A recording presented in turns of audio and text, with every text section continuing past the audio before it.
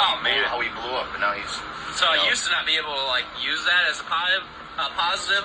You know, made of like maybe if you know, like in the past when someone hated on me, I used to like supplement drugs with it, right?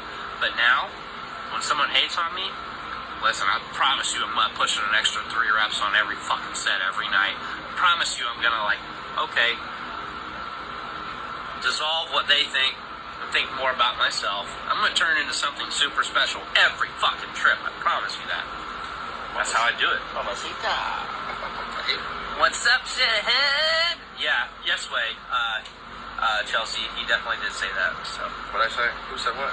Oh, Chelsea wanted to talk about ignorance, and I told Chelsea that Ryan had wrote on a board in a meeting that he had held at Search that the first penalty of pride is ignorance.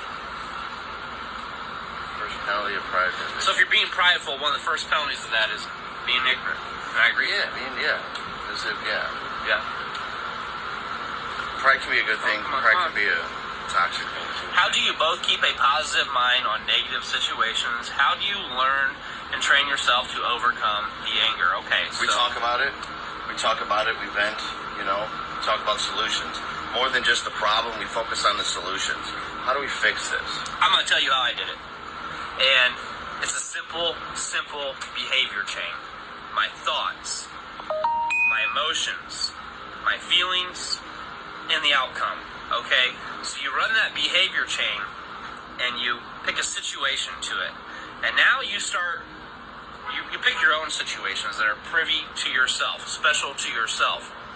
And you run those through your head. You write them on paper. You run those through your head. You write them on paper. You run those through your head. You write them on paper. And you basically get 2 ends of the spectrum, okay? You have the situation like, okay, the situation is the drug dealer walks up to me at Racing for Recovery asking if I want to buy drugs.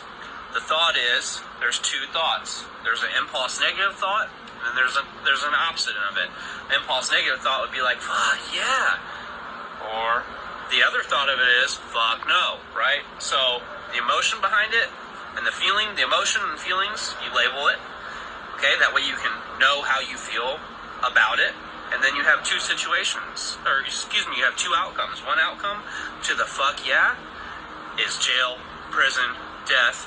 The other outcome is continued sobriety, empowerment, and you run that through your head, and you run that through your fucking head, and you run that through your head over and over again until you got it.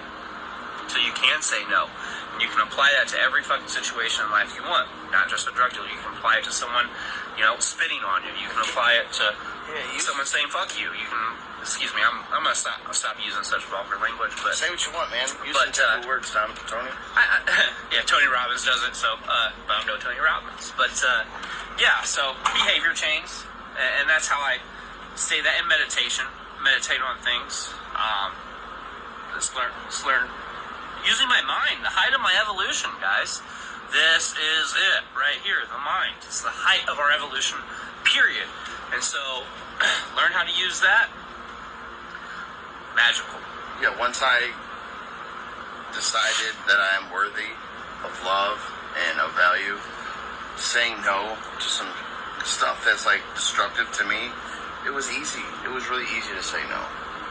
And I guess I could fancy myself as an adrenaline junkie, pushing the limits, a lot of times in a bad way, going towards fear versus running from it, Yeah, believing that you can overcome it.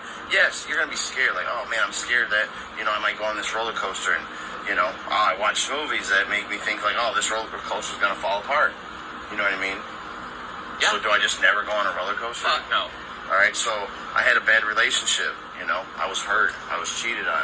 I've fucking cheated in relationships, like seriously, like because I felt that the relationship was going to end anyway, so, I don't know why I put sex in such a Pedestal?